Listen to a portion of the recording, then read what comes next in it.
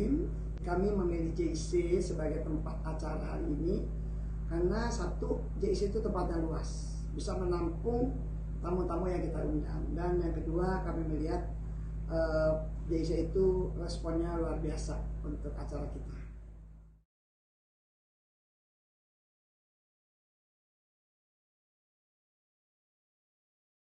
Mereka memang sudah rindu dengan kumpul bersama, dan yang kedua mereka itu memang sudah beberapa kali kita undang di acara-acara kita karena murid-murid kita yang memang sering kita ketemu dalam acara khusus di kampung-kampung mereka atau kami diundang secara rutin sebagai guru. Kita mengarahkan mereka itu dengan informasi dari awal. Kita akan mengadakan JIC walaupun sedikit jauh karena intinya cinta Rasulullah, cinta para ulama, cinta dengan ilmu, sehingga mereka diberi semangat, ayo kita ngaji gitu. Nah, mengenai tertib ada panitia. Nah, panitianya itu teknisnya adalah ini Bu Haji Erna, beliau yang bisa jawab. Baik, terima kasih. Assalamualaikum warahmatullahi wabarakatuh.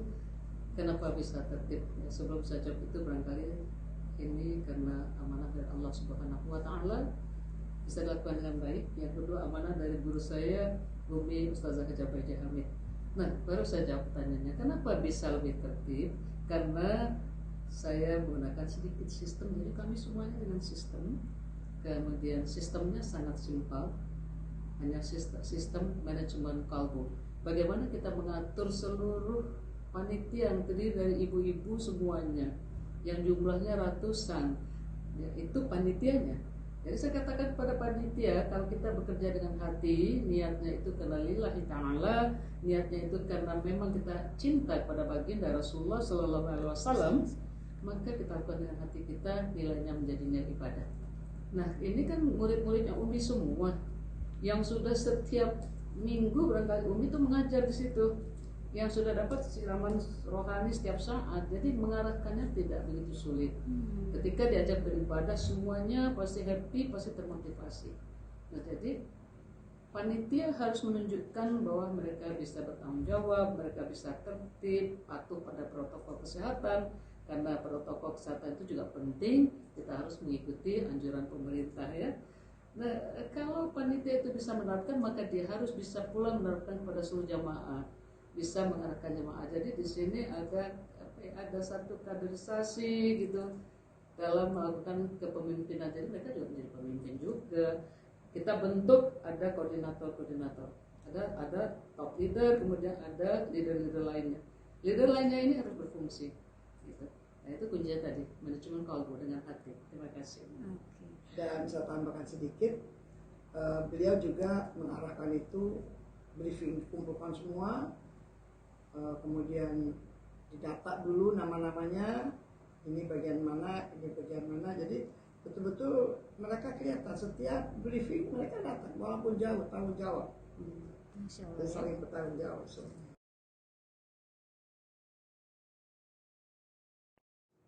Insya Allah kalau kita punya kesempatan dan mungkin sudah tidak lagi dengan batasan-batasannya, karena harus memilih siapa yang boleh kesini, siapa yang tidak boleh, itu berat banget.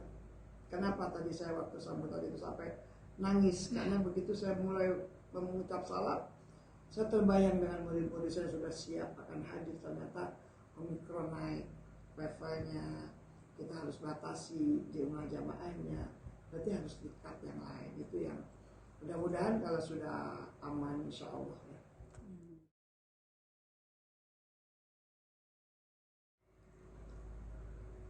Saya melakukan pekerjaan ini sebagai hamba Allah untuk mensyiarkan agama itu dengan cinta. Saya modalnya cinta. Ibu-ibu cinta kepada guru, cinta kepada Rasulullah, jadi semangatnya ada. Saya kenapa? Saya belum tua loh, masih muda. Belum 70, dikit lagi 70. Dikit lagi. Kita sama, sedikit lagi 70. 67 setengah ya. Jadi belum 70, tapi saya mungkin ya Mbak Dara lihat energik, ya alhamdulillah. Dan itu saya rasa karena semangatnya itu karena rasa cinta ini. Bagaimana kita mencintai pekerjaan kita, mencintai program kita, sehingga tidak pernah lelah. Karena juga sampai malam masih di rumah, kadang-kadang kita masih meeting, apa yang harus kita lakukan besok, apa yang kita perbuat. Dan kita sudah punya list ya, hari ini apa, hari ini apa. Jadi semua itu tertata pada saat acara selesai semua. Dan ini kenapa Mbak Dara bilang kok bisa masih energik, kelihatan. Terus terang, siapa yang ingin awet muda, jangan pernah berhenti untuk bercinta. Saya cinta dengan perjuangan ini, saya tidak pernah capek. Saya tidak pernah merasa lelah. Walaupun mata saya kelihatan lelah, tapi semangat saya tidak pernah luntur. Sama dengan WM. Semangat dengan cinta yang dirajut dari hati. Jadi ada pepatah mengatakan, cintai apapun yang kita lakukan. Jika kita cinta terhadap apapun yang kita lakukan, ya, maka kita akan melakukannya dengan ikhlas. Nah, ini tentu ada dasarnya. Basicnya apa? Basicnya kita cinta pada Allah terlebih dahulu. Kemudian cinta pada Rasulullah. Kita cinta juga kepada guru yang mengajari kita ilmu agama, karena tanpa guru kita nggak tahu ilmu agama. Kemudian cinta pada apa yang kita lakukan, cinta pada ibadah juga. Itu kuncinya sebenarnya. Cukup singkat ya. Sebulan ada ya? Yang persiapan betul-betul ada 1 bulan. 1 bulan intensifnya itu 1 bulan dengan pengarahan 3 kali, karena sebenarnya kita sudah sering melakukan acara besar dengan pengajian ya, waktu pengajian setelah selesai kita zikir setiap hari Rabu, kita arahkan panitia 3 kali intensif pengarahan di pengajian. Kita zikir dari jam 7 sampai pukul 8, setelah itu kita pengarahan panitia. Kemudian kita diresik 1 kali, sudah. Sama tadi malam, tadi sore ya? Iya. Jadi 3 kali pengarahan, dia diresik, dan kemarin pengarahan terakhir kita 1 bulan ya. Tapi karena memang alhamdulillah cukup sering kita mengajak ibu-ibu ini melakukan acara-acara yang besar dengan jumlah jemaah cukup besar, biasanya 35.000, 30.000. Ini sedikit ya kita ya. Dibandingkan biasanya, karena pandemi ya, kita harus mengikuti aturan yang ada tentunya.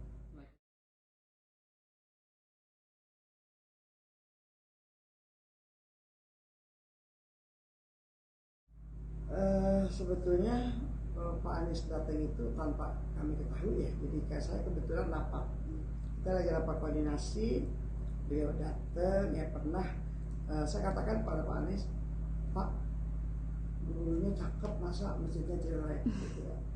Jadi ya sebetulnya dorongan itu Allah yang mendorong beliau, yang memang JIC ini sudah perlu diperbaiki. Dan sebetulnya waktu beliau datang, satu minggir ke pinggir ya, maksudnya biar Pak Anies lewat, tapi tiba-tiba Pak beliau berhenti menyapa kita. Ya itulah beliau memang sopan santun yang sangat ya kepada orang tua. Beliau menganggap saya sebagai orang tua. Dan kebetulan saya juga kalau tidak pandemi mengajar di rumah beliau setiap Jumat pertama. Ibu-ibu di lingkungan Cilandak Barat, beliau kan menempati rumah pribadi Cilandak Barat, kami mengajar di rumah beliau. Alhamdulillah ya begitu. Dan kita memang, saya mungkin ya Allah Maha mendengar saya setiap doa di rumah bersama-sama mengajak jamaah. Kita doakan Pak Anies, semoga dijaga Allah terus, gitu aja, supaya beliau bisa memimpin Jakarta lebih baik. Apa janji-janji beliau biar bisa terlaksana dengan baik, tetap amanah. Begitulah kita selalu doa. Mungkin dari doa yang beliau juga nggak tahu kalau kita doakannya, saya rasa di situ Allah yang kasih beliau itu memang lebih dekat kepada umat.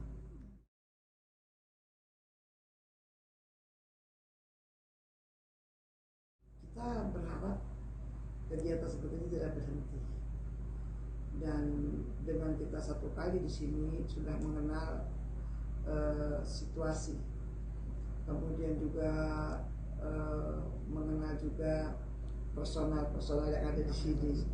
Dengan kedekatan kita kan silaturahim itu kan diperintah. Dengan silaturahim ini kita sering saling bisa melakukan sesuatu yang berat jadi ringan, yang susah jadi mudah.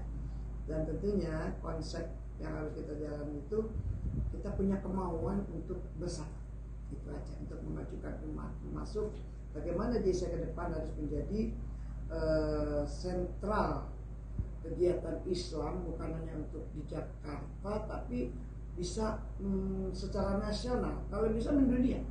Dan saya yakin itu dengan adanya sini Pak Kiai Didi sebagai pengurus ya, mungkin memang ketuanya Kiai Sukti ya, tapi saya kenal dekat dengan Pak Kiai Didi. Kiai Didi itu beliau itu orang yang pengalamannya luas. Beliau pernah tinggal kuliah di luar negeri dan juga beliau sebagai dosen di Bandung, di IAIN Bandung, ilmunya banyak dan pengalamannya banyak ya, termasuk Pak Kiai Sukti juga tentunya juga sama dengan beliau. Jadi kerjasama antara pengurus-pengurus CIC, kita bantu dari ya, kita sih sebagai orang kecil ya sedikit barangkali saya bisa berbuat untuk boleh dikatakan kalau ada sebuah bangunan, mungkin saya pakunya, yang lain mungkin besi yang mahal, keramik yang mahal, saya mungkin ikut jadi paku supaya kencang sedikit. Tapi di Batu Erna ya. Artinya ini bukan ini ya Umi, bukan paku itu bukan hal kecil, tetapi justru paku itu yang membuat semuanya bersatu. Dan itu akan membangun satu gedung. Tanpa paku maka gedung itu tidak akan bisa. Aku pikir paku itu kecil dibandingkan besi yang gede-gede. Mungkin wujudnya kecil, tapi value-nya, nilai paku itu yang luar biasa. Ya, karena paku bisa menjadi alat pemersatu, ya kan? Nah, ini kita paku dengan hati ya Om ya. Hati kita paku ya Bandara dengan hati. Terima kasih juga kepada manajemen Masjid Raya Jakarta Islamic Center yang telah menerima kami. Mungkin kita cerewet-cerewet juga kan, ada cerewet, saya cerewet. Tapi beliau-beliau itu ya sangat bisa menerima kita, sangat kooperatif, membantu, dan hampir semua staf kelihatannya juga ya luar biasa antusias membantu. Semalam sampai jam 2 ya Nak ya? Iya. Sampai jam 2 malam. Sampai jam 2 malam masih terus begitu membantu terus. Juga kita dibantu oleh Pemda DKI untuk dekorasi, Satpol PP. Itulah saling menyatu lah kita. Bisa sukses. Assalamualaikum warahmatullahi wabarakatuh.